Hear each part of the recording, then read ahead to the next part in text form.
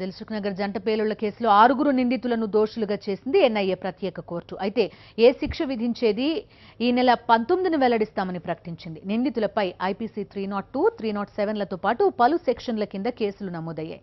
వీరి మీద నమోదైన అన్ని కేసుల్లోనూ నేరం రుజువైందని ఎన్ఐఏ ప్రత్యేక కోర్టు తెలిపింది. 2013 ఫిబ్రవరి 21న దిల్సుఖ్ నగర్ వద్ద జరిగిన జంట బాంబు పేలుళ్లలో 22 మంది మృతి చెందగా 140 మంది గాయపడ్డారు. దోషులలో ఇండియన్ ముజాహిద్దీన్ సహ వ్యవస్థాపకుడు యాసిన్ భత్కల్తో పాటు అసదుల్లా అఖ్తర్, తహసీన్ అఖ్తర్, జియావుర్ రెహమాన్, ఎజాజ్ షేక్లను ఎన్ఐఏ ఇంతకు ముందు అరెస్ట్ చేసింది.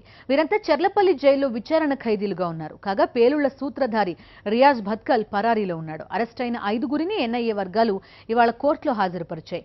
నిందితులపై దేశద్రోహం, హత్యా నేరంతో పాటు పేలుడు పదార్థాల యాక్ట్ కింద కేసు నమోదు చేశారు. జాతీయ దర్యాప్తు సంస్థ ఎన్ఐఏ ఛార్జిషీట్లో 524 మందిని సాక్షులుగా చూపింది. ప్రాసిక్యూషన్ హాజరుపరిచిన 157 మంది సాక్షుల వాంగ్మూలాన్ని కోర్టు నమోదు చేసింది.